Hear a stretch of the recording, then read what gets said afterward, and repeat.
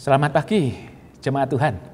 Selamat pagi keluarga ARK. Selamat beribadah. Kita hari ini memasuki Minggu Prapaskah yang kelima. Dan kita masih beribadah di rumah-rumah. Kita bersyukur kepada Tuhan karena Tuhan menyertai dan memberkati kita. Kita tetap dalam keadaan sehat. Kita tetap terlindungi oleh Tuhan. Tetapi biarlah Tuhan terus menjagai kita. Dan hari ini Tuhan melawat kita dengan firman-Nya. Mari kita akan berdoa dan mari kita siapkan hati kita untuk belajar dari firman Tuhan. Kita berdoa. Tuhan, kami berterima kasih hari ini kami boleh beribadah kembali. Di rumah kami mau beribadah kepada Tuhan.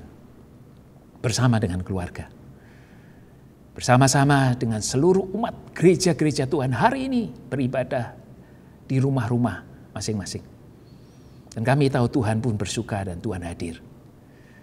Tuhan berdiri di muka pintu, mengetok pintu, dan Tuhan akan masuk bersama-sama dengan kami saat kami beribadah menikmati roti surgawi kebenaran firman-Mu. Karena itu Tuhan hadirlah, masuklah bersama dengan kami di ibadah kami yang kudus ini.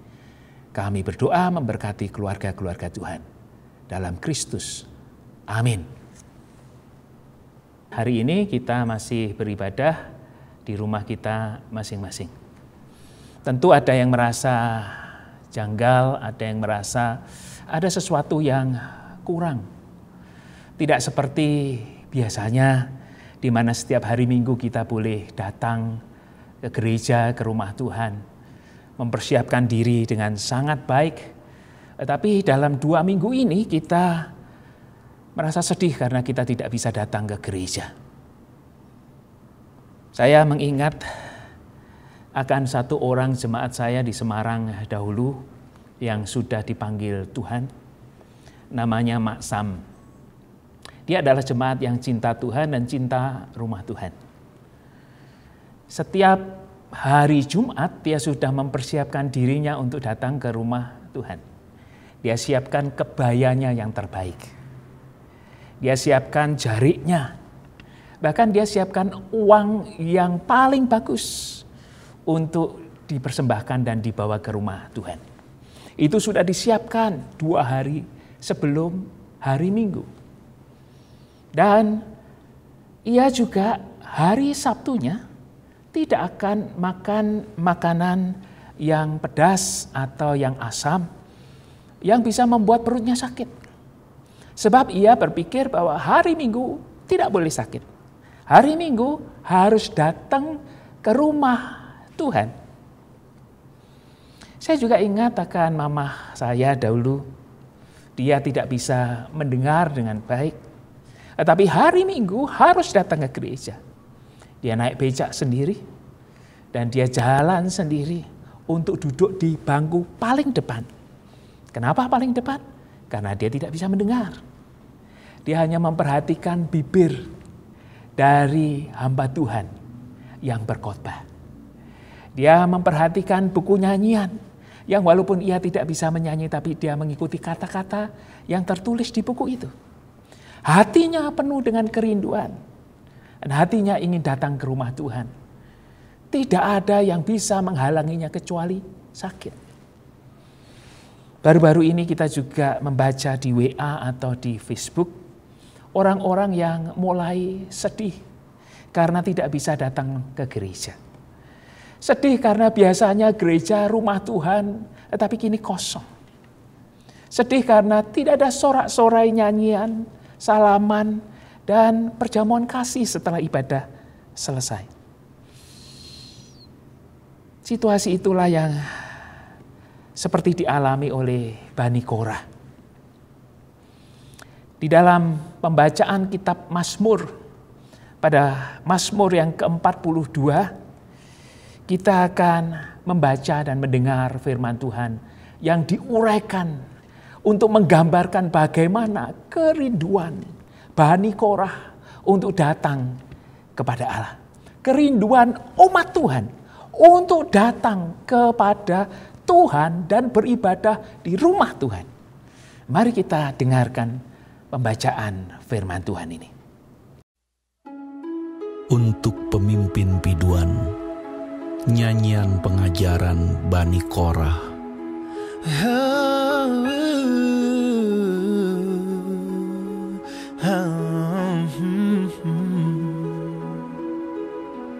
Seperti rusa yang merindukan sungai yang berair, demikianlah jiwaku merindukan Engkau, ya Allah.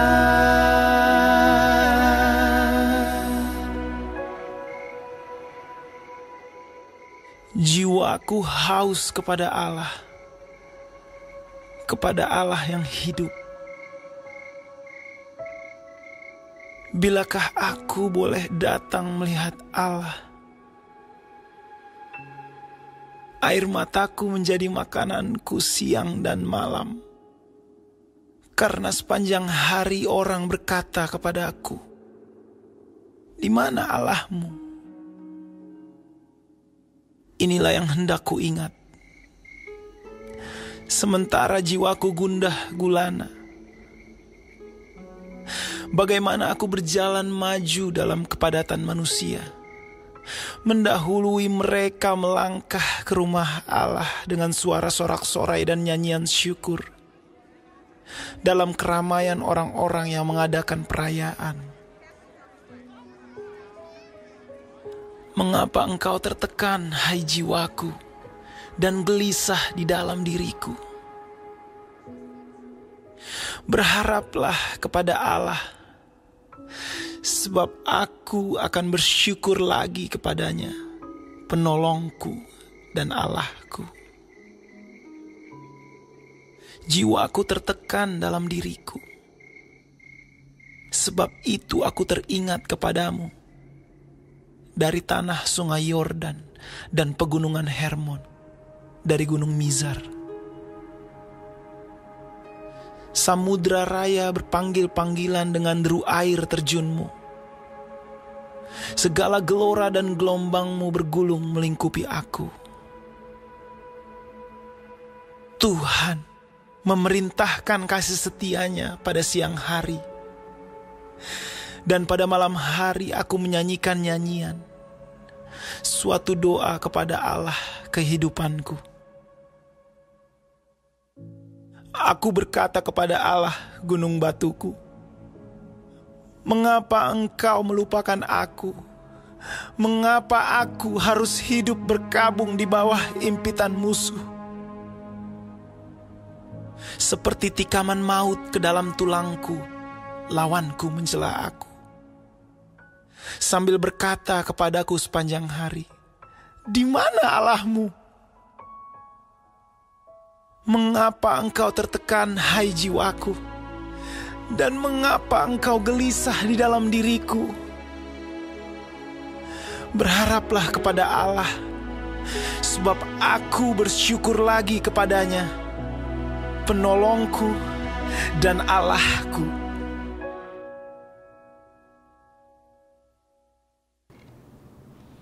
Saudara, kita tahu siapa Bani Korah itu. Nah, Bani Korah adalah keturunan dari Lewi, satu suku yang dikhususkan oleh Tuhan untuk melayani kemah suci. Dan Bani Korah ini adalah keturunan dari Lewi ini. Mereka biasa melayani Tuhan secara sungguh-sungguh dan penuh hati, full heart. Mereka melayani sebagai penjaga pintu masuk kemah suci. Sebagian daripada mereka mengolah roti untuk sajian. Dan Bani Korah adalah dikenal sebagai kelompok orang-orang pemuji. Mereka menyanyikan puji-pujian bagi Tuhan di rumah Tuhan. Dan mereka adalah pemusik-pemusik kudus. Mereka dikhususkan untuk melayani Tuhan. Bani Korah ini melayani Tuhan sejak zamannya Musa. Terus menerus keturunan demi keturunan mereka sampai ke masa Daud, sampai Salomo, dan bahkan sampai ke Raja Yosafat. Kita melihat bahwa mereka adalah orang-orang yang suka dan memang panggilan hidupnya melayani Tuhan, menyanyi dan memuji Tuhan. Tetapi ketika kita melihat dan membaca secara khusus pada teks dari Mazmur 42 tadi, dikatakan bahwa mereka memiliki kerinduan seperti rusa yang rindu akan sungai yang berair. Jiwaku merindukan Engkau ya Allah. Jiwaku haus kepada Allah yang hidup. Bilakah aku boleh datang melihat Allah? Nah, mungkin situasi-situasi saat itu adalah situasi yang mereka tidak lagi menemukan bait Allah. Situasi yang mereka mengalami pasang surut, naik turun. Situasi di mana mereka gembira memiliki bait Allah, tetapi mereka juga menghadapi bait Allah dihancurkan. Situasi di mana mereka melihat kemuliaan Tuhan, tetapi kadang-kadang mereka juga tidak mendapati Tuhan ada di mana. Dan banyak orang bertanya kepada mereka. Wajar ketika orang-orang bertanya kepada Bani Korah, di mana Allahmu itu? Di mana Tuhanmu itu? Mereka gundah gulana, tidak bisa berjumpa lagi dengan Tuhan. Mereka tidak bisa melangkah lagi ke dalam rumah Tuhan dengan sorak-sorai dan nyanyian. Karena itu Bani Korah menuliskan Mazmur ini sebagai mazmur, sebagai pujian pengajaran. Nah, melihat dari teks-teks Alkitab, ada dua pengalaman penting yang dialami oleh Bani Korah ini. Pengalaman kegagalan, tetapi juga pengalaman keberhasilan. Pengalaman ketika mereka dimusnahkan oleh Tuhan. Di dalam kitab Bilangan 16, kita membaca saat itu Musa berhadapan dengan Bani Korah, Datan dan Abiram. Yang datang mereka adalah orang-orang yang setia melayani Tuhan. Tapi mereka melihat kenapa hanya Musa yang menjadi imam. Karena itu mereka menghasut 250 orang yang kenamaan. Orang-orang penting. Mereka datang kepada Musa dan mengatakan, hanya engkaukah orang yang dikhususkan oleh Tuhan? Hanya engkaukah orang yang kudus? Bukankah kami juga orang-orang yang kudus? Maka Musa menjadi maskul hati. Maka Musa marah. Lalu kemudian mengajak Bani Korah ini. Korah, Datan dan Abiram. Untuk menghadap Tuhan. Plus 250 orang ini untuk menghadap Tuhan. Meminta kepada Tuhan siapa di antara mereka yang akan sungguh dibuktikan oleh Tuhan sendiri. Siapa yang dikhususkan, siapa yang layak menjadi imam. Mereka ingin jabatan imam. Dan disitulah peristiwa yang mengerikan terjadi. Saat Tuhan datang dan kemuliaan Tuhan berbicara, Tuhan hendak memusnahkan semua bangsa itu. Tetapi Musa Harun bersujud minta ampun. Dan hanya orang yang bersalah sajalah yang akan dimusnahkan. Saudara, maka dipisahkanlah umat itu. Maka Korah, maka Datan, maka Abiram dan keluarganya berdiri di depan kemah mereka masing-masing. Dan Musa berkata, hari ini mereka akan mati. Dan bukan hanya mati biasa, tapi mati yang belum pernah terjadi. Sebagaimana untuk menunjukkan bahwa ini adalah hukuman Tuhan. Maka benarlah tanah itu terbuka. Maka seluruh keluarga Korah, Datan, Abiram masuk ke dalam tanah. Tertelan di dalam tanah. Dan tanah itu menutup kembali. Dan 250 orang itu, api Tuhan menyambar mereka hingga hangus. Keturunan dari Korah masih ada yang diselamatkan oleh Tuhan. Tetapi pengalaman itu adalah pengalaman yang paling pahit. Pengalaman itu membuat mereka takut akan Tuhan. Pengalaman itu membuat mereka melihat bahwa Tuhan itu tetap ada dan berkuasa. Ini bukan soal regulasi. Ini bukan soal rotasi jabatan. Tapi ini soal pengurapan. Dan Bani Korah sadar betul panggilannya diteguhkan untuk menjadi orang-orang yang melayani Tuhan di rumah Tuhan.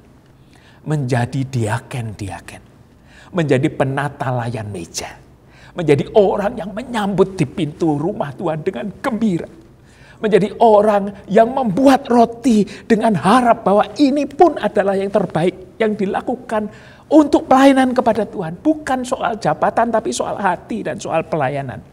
Mereka menyanyi dengan lagu-lagu yang diciptakan dan memainkan musik dengan musik yang sungguh-sungguh menggugah hati dan membangun iman. Bani Korah belajar, dan karena itu ia mengingatkan kita sebuah pelajaran lewat Mazmur 42 untuk takut akan Tuhan, untuk mencari Tuhan dan mengutamakan Tuhan dan rumah Tuhan. Kejadian yang kedua terjadi yang dicatat di dalam Alkitab di dalam 2 Tawarikh pada pasal 20 ayat 19. Saat itu Yosafat, Raja Yosafat dan bangsa Yehuda dikepung menghadapi tantangan yang berat. Sebab bangsa Amon, Moab bersekutu melawan mereka.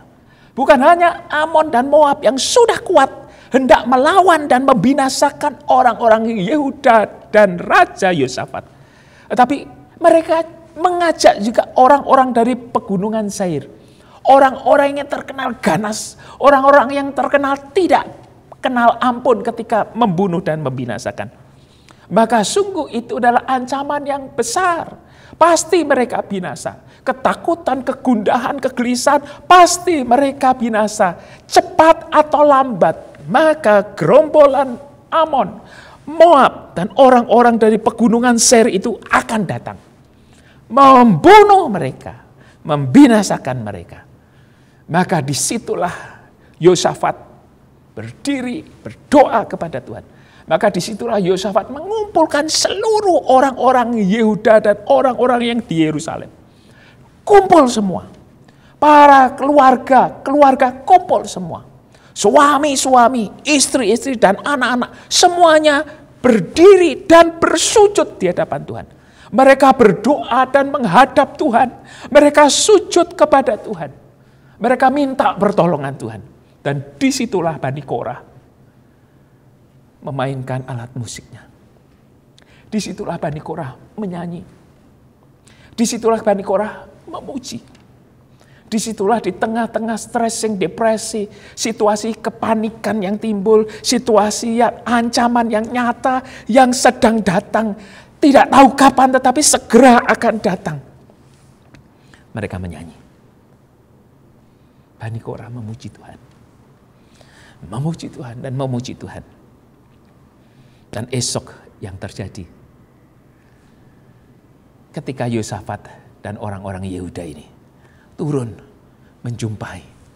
Ternyata orang Moab dan Amon justru berperang sendiri dengan orang-orang dari pegunungan Seir ini. Dan setelah mengalahkan orang-orang dari pegunungan Seir, mereka saling membunuh sendiri. Puji-pujian yang dinaikkan oleh Bani Korah ini adalah puji-pujian di mana Allah bertahta. Di mana Allah dan bala tentaranya bekerja. Di mana Allah itu menyelesaikan masalah Yosafat, umat bangsa Yehuda dan orang Yerusalem. Tanpa mereka harus berperang. Allah berperang melawan mereka. Dan akibatnya adalah mereka mati semua. Dan lembah di mana orang-orang itu mati disebut sebagai lembah puji-pujian atau lembah pujian. Saudara-saudara, kalau kita membaca di dalam Mazmur 42 ini, berkait dengan konteks hidup kita saat ini.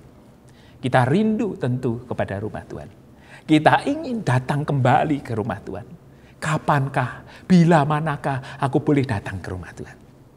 Hatiku rindu, jiwaku haus seperti rusa. Jiwaku rindu untuk datang kepada Allah yang hidup.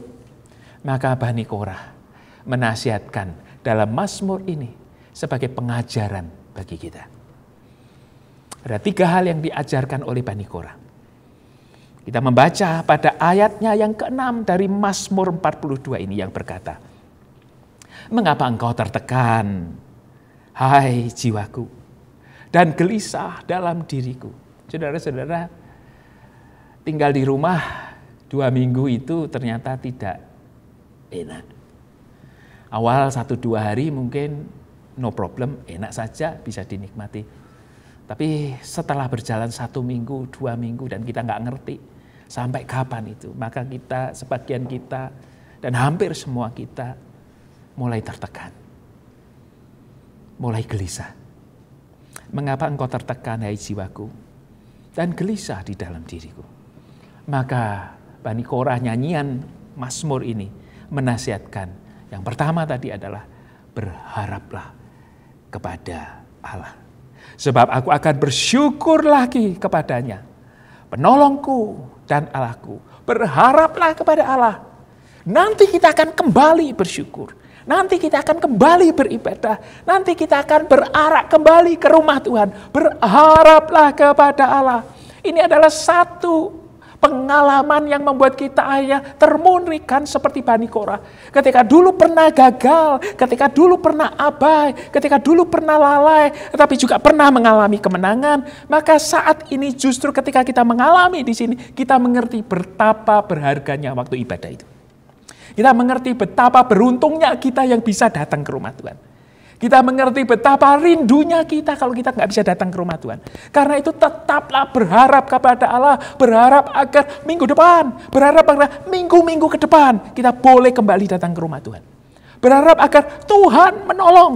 Berharap agar kita bisa bersyukur lagi kepada Allah. Sebab Allah itu penolong. Sebab Allah adalah gunung batu kita. Itulah yang pertama yang harus kita coba doakan penuh harap. Jangan kita tertekan dan gelisah, tapi bersyukurlah seolah-olah bahwa ini akan segera berakhir. This too shall pass. Ini pun akan berlalu.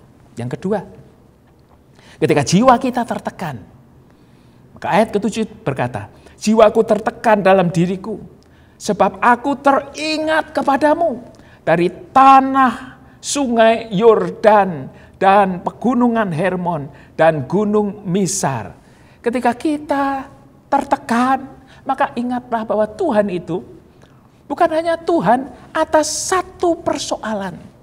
Tuhan itu Tuhan yang melintasi Yordan dan pernah membelah Yordan. Tuhan juga yang menurunkan embun di Hermon. Tuhan yang perkasa di gunung Misar. Tuhan itu mengatasi semua persoalan. Yang perlu kita sadari, kegelisahan kita itu jangan menggunung. Kegelisahan kita itu jangan menumpuk dan membesar. Kegelisahan kita itu dibandingkan dengan Yordan, Hermon, Misar, maka kegelisahan kita itu terlalu kecil ketika kita melihat Tuhan. Oleh karena itu, jangan gelisah, jangan tertekan. Ingat akan Tuhan. Tuhan siapa? Tuhannya Abraham. Tuhannya siapa? Tuhan Ishak. Tuhannya siapa? Tuhannya Yakub. Tuhan yang pernah melintasi dan berjalan dalam sebuah sejarah yang panjang. Tuhan umat Israel. Tuhan yang kita kenal dalam Kristus Yesus. Tuhan yang hari ini juga menjadi Tuhan kita. Namanya adalah ajaib.